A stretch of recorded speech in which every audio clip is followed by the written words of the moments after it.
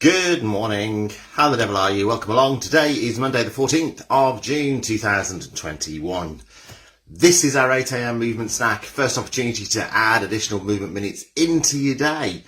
So, start packing them in. If you're on catch up, firstly, hello, morning, evening, afternoon, middle of the night. That's the great thing about catch ups anytime, isn't it? Hello. Drop us a comment in, let us know you visited us, because it's always good to know. And we'll come back to you. Keep catching up until you've caught up, and then we'll see you live one day. You never know. Right, if this isn't the one you want, they're all on Facebook. On the Facebook group, you'll find them. Easiest way, Photos tab. Everything in the order that is most recent is in that Photos tab, as opposed to everything that's, if it's been commented on, it jumps about in the main page. So that's your best option for finding one if you're looking for another snack.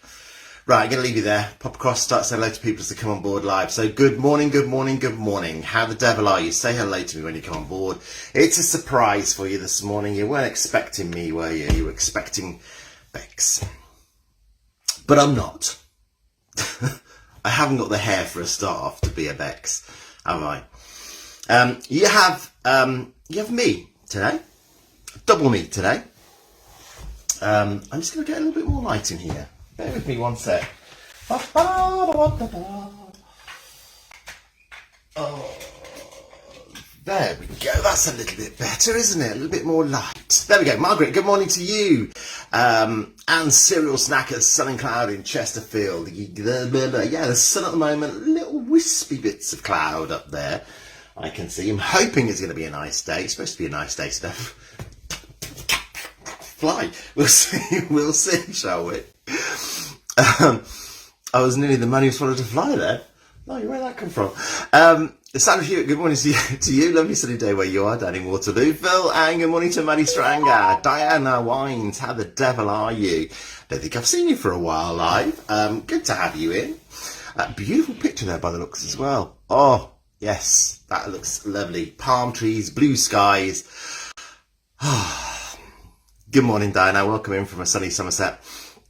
It's good to have you with us. This is our 8 a.m. movement snack. We're heading fast towards 8 a.m. Time for us to get our socks on, get our shoes on, and get ourselves mobilising and circulation boosting. I can see that Kelsey's just popped up as well. So good morning, Kelsey, my dear friend. All right, my duck, how are you? And good morning to Jane in Edinburgh, who's just joined us as well. This is Monday, the 14th of June, 2021. Gillian Hiller, good morning to you from a sunny Port Talbot. Long may it last. Did you get any sun yesterday? It was cloudy in the morning yesterday. Hopefully it brightened up a little bit. It burned off. I think it was cold and cloudy was the one I saw earlier on yesterday morning for Port Talbot. Gillian Matthews, good morning everyone. Sunny Port Talbot. Bristol is in with Francis McFarlane. We've got Carol Watson in from Glasgow, where it is, hang on a minute, what's it doing in Glasgow?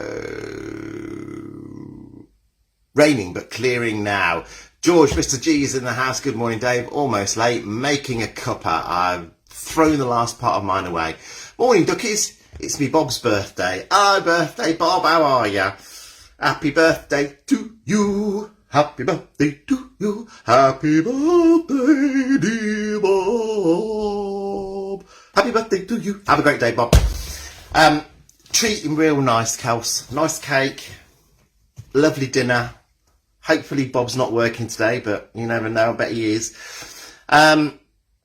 Vivian, good morning to you. Dave and everyone, you sound a lot brighter than your weather. Very dull, grey and breezy here. Yeah, I don't know what's wrong with me today. I'm like, oh! Gillian Matthews is saying good morning to Jill. Oh, my phone's all over the place. Happy birthday, Bob. You're getting lots of happy birthdays, Bobs. You know, the thing with working on your birthday, as we get older, we do, don't we? We just work on it. Start off younger and I'm having my birthday off. And then we just carry on working. So have a lovely day, Bob, whatever you're doing. Hopefully you've got some time off. But if you haven't, have a lovely day anyway. Right, listen, we're at 8 o'clock, so I'm going to lose the comments off the bottom of the screen. You can swipe them to the right if you want to. They will be gone. Quick hello to Margaret Hamilton, Wendy Granger, who's joining us in at the back there. Right, we are at 8 a.m. It's time for our 3, 2, 1. Good morning. You are with Dave Montgomery from Later Life Training. Welcome along. This is our 8 a.m. movement snack on this Monday, the 14th of June, 2021. A diary you need to put in your date you need to put in your diary even. Bob's birthday. And also, it's a triple D day. Double day. Right, should we get ourselves going? We can go in standing or seated. Choice is yours. Make sure you've got a clear space around you, nothing that could cause you a trip hazard, nothing that you could fall over. We've got some fixed external support available to us as well. Now, normally I'd be doing this in socks. It's our 8 a.m.ers. So I do this in socks normally, but I've got to race out the door as soon as I'm finished. So I've got my shoes on ready. So I'm ready to hit the road running, so to speak. But sensible footwear if you've got footwear on. The thing with socks is we can feel the floor beneath us, we can engage with it, but we can still do it through our feet, through our trainers and through our shoes. It's just a little bit more subdued. Right, so we've got our fixed external support available. Remember that we work at our own range and our own pace, so whatever it is for us, it is spot on. Good sturdy chair available for our seated position. Take a break if you need to, have a look at it. Decide how you want to do it. Do you want to do it standing with support, seated? Those are the options that are available to you. Let's have a look at our posture to start off with. So in our standing position, we've got our heels in line with our knees and our knees are in line with our hips. It's this lift and lengthen to grow that a little bit taller and bring the shoulders up, back and press them down, lengthening through this neck. In our seated position, then the first thing we're going to do is bring ourselves off the back of the chair. So from here, sit that little bit taller. We've got the abs switched on, we've got the core switched on, we're ready to go. From there, it's this lift and shift to bring ourselves into the front third of the chair. Sitting here, we've got this lift and lengthen again out from our hips, growing taller, shoulders up, back and down, lengthening through the neck, and starting with our circulation boosting. As the cat's up, can you hear the cat having a good old scratch on her scratching post? This is our circulation boosting stuff. She's giving me a look and say, what are you talking about? This is our circulation boosting now. We're coming up onto the balls of the feet so that we've got some movement happening down into our legs. Exactly the same in our standing position, utilising our support if we need to. Now, as always, we make it bigger rather than faster to increase the intensity. So here we can start to bring it into a march. Lifting those feet off the floor, pointing the toes down towards the floor so we start to get a bit of movement into those ankles as well.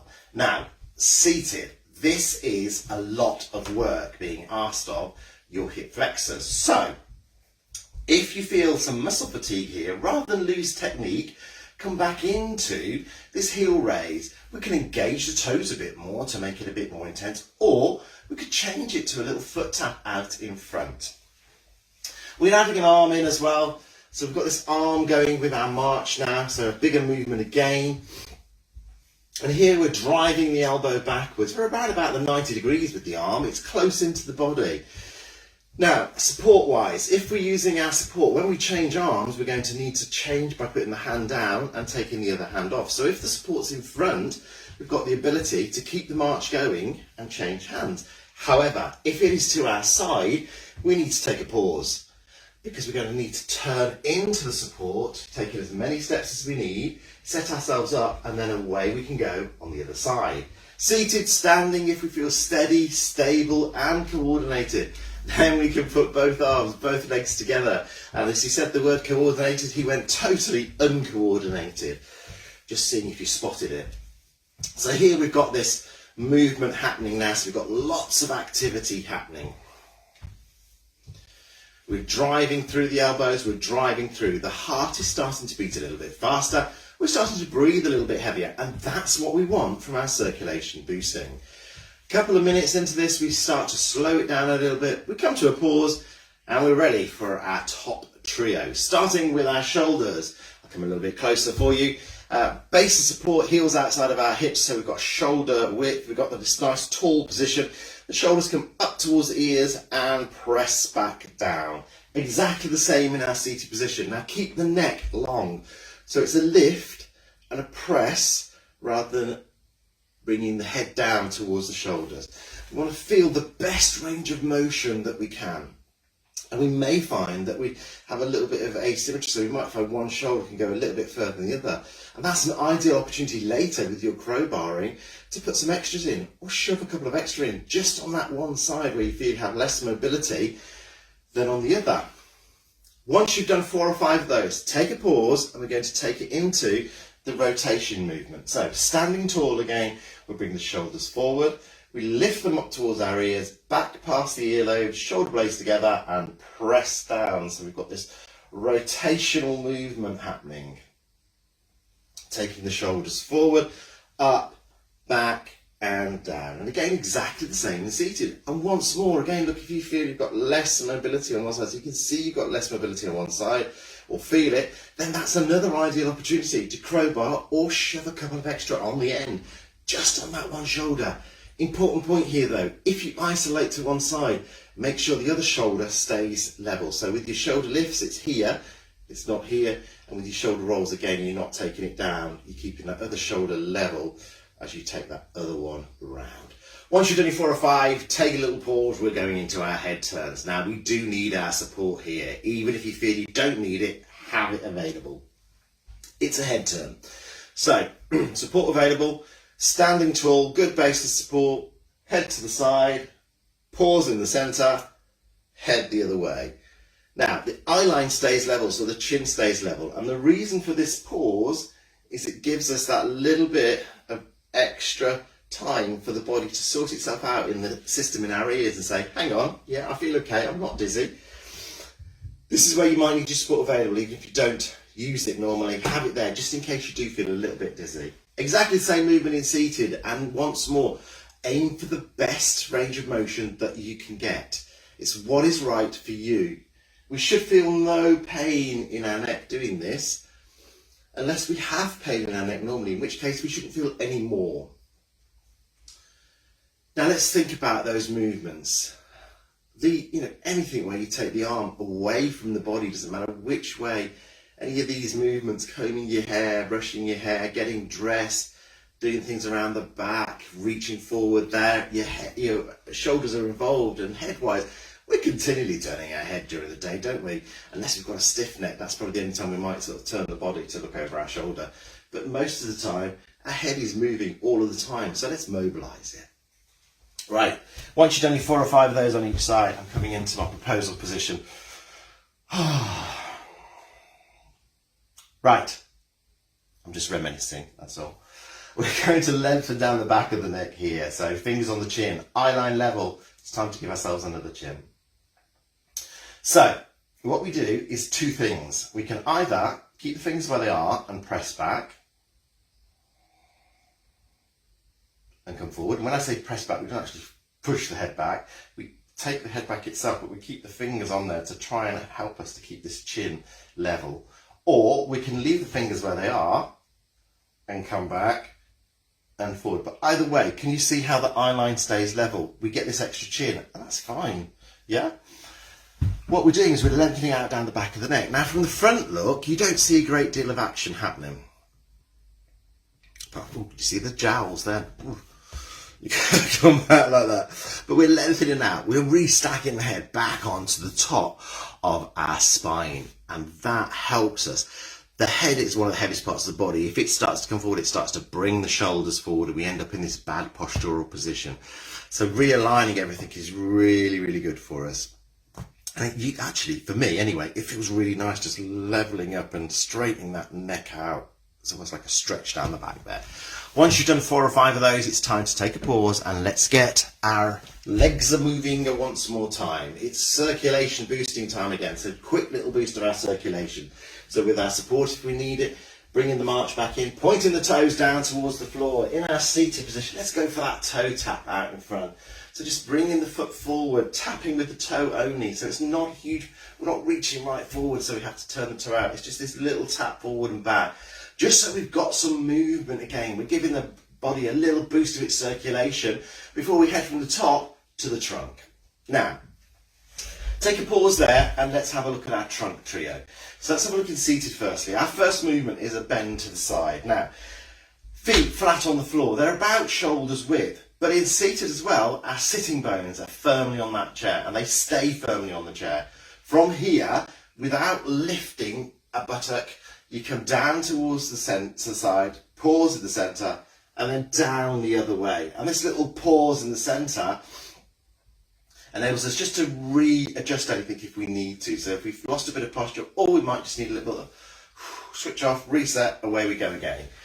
Exactly the same movement in standing, but I want you to have a look at this. It's straight down, straight up. We're not coming forward or back. Now, if your support's in front, you've got the ability to go from side to side, changing hands every time. However, if your support is to the side, your movement is going to be in towards your support, back to your centre point, and then once again towards your support. You'll do 4 or 5 on one side and then as many steps as you need to change to the side, set yourself up, and away you go on the other side.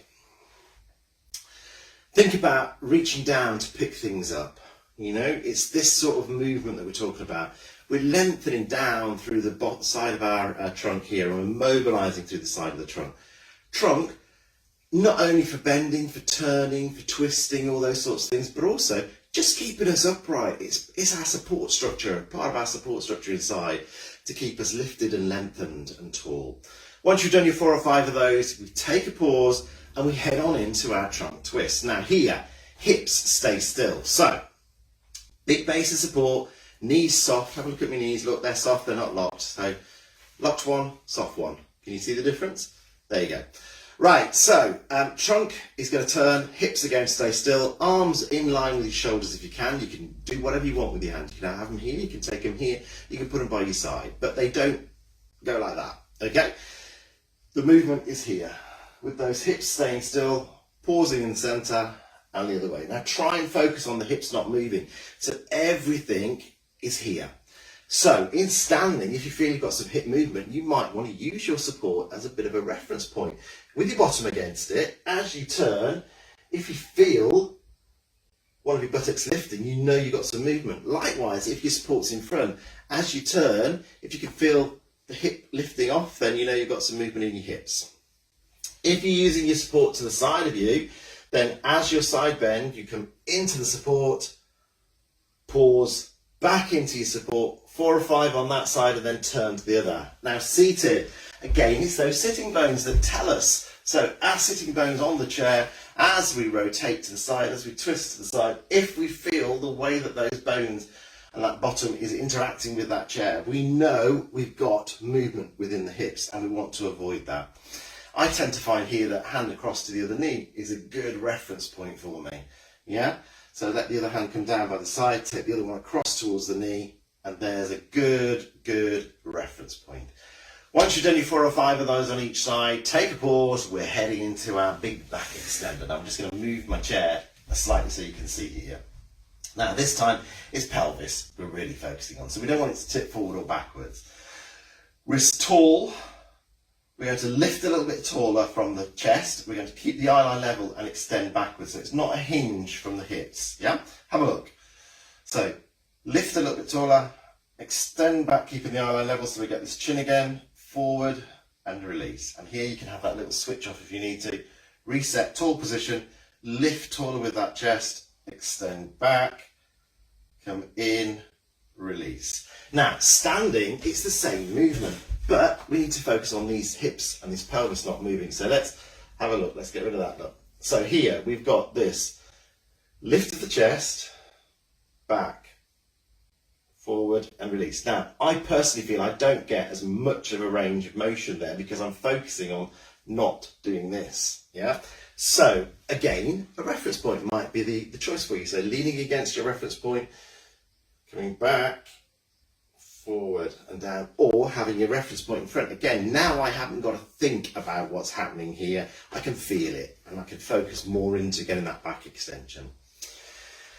Now, back extension especially, any lower back pain, that is going to help as far as it's concerned. And sometimes most of us get lower back pain. If I sleep fully in bed sometimes, or I find myself turned over, it's been particularly hot, and I find myself in an awkward position in the morning when I wake up, my lower back is a bit like, oh, what the heck have you been doing? So that's really good for that. Now, we talked about trunk, we talked about those bends. How about these twists? Seat belt. getting your coat on, rolling over in bed, all these sorts of activities. We've got that twisting motion happening within our trunk. Once you've done your 4 or 5 extensions, let's go into another circulation booster, and we're going with just our hands here. So let's drive those elbows backwards, but let's make it a little bit bigger in front, look. So reach forward quite a big way and then drive back with those elbows. So you've got this bigger movement in front than you have at with the driven movement at the back. Exactly the same in seated. So again, we've got this movement here, look. We're reaching forward, we're driving back behind us. Again, this is just about getting a boost of that circulation into our body, because we've allowed it to cool down a little bit, allowed the circulation to drop a little bit. We're heading down to our ankle, feet and toes. So, time to treat the feet.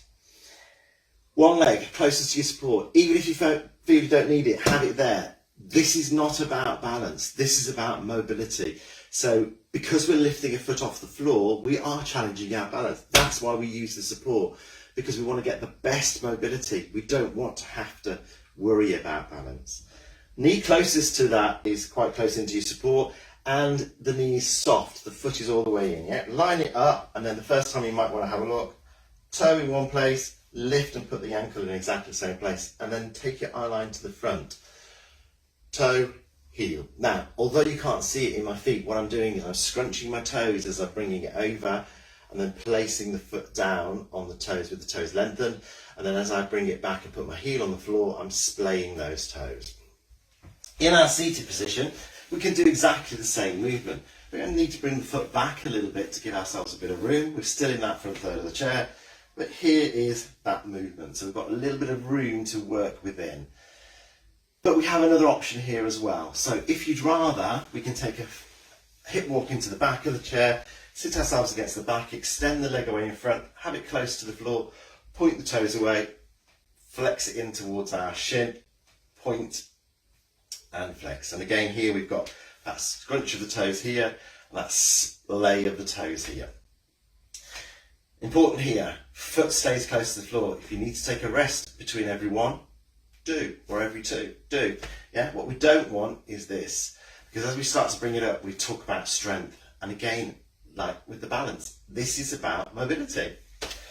Once you've done your 4 or 5 on one side, change to the other. In seated, you can just change leg. In standing, turn into your support, get yourself set up on the other side. Take that first look to make sure you've got this position right. Eye line to the front, and away you go, getting that best range of motion possible. Toes, the importance of those is I can't feel it as much through my shoes as I can when I've just got my socks on the feet, but if I shift my weight, I can feel the toes gripping into my trainers, so they're starting to grip for the floor, and they play an important part in our stability and our balance, as do our ankles reacting to what's happening underfoot. Take it into its natural progression. There you are, look. There is your heel movement, and there is your toe. So as we walk, although not many of us walk in an exaggerated way like this, but that is that movement regardless of how you walk. So even if it's a little bit smaller, you think about it, you've got that heel toe action happening. That's why we mobilise through our ankles. There you go. That is it for today from me for 8 AM. But it is a triple D. It's a double day. So I'll see you at the end. It's a Kelsey sandwich. Kelsey will be in the middle at 12 o'clock, and I'll be back with you at 4 PM this afternoon. Have a wonderful day, everybody. Plenty of opportunities to crowbar in, plenty of opportunities to keep mobility and movement on your radar. See you at 4. Take care.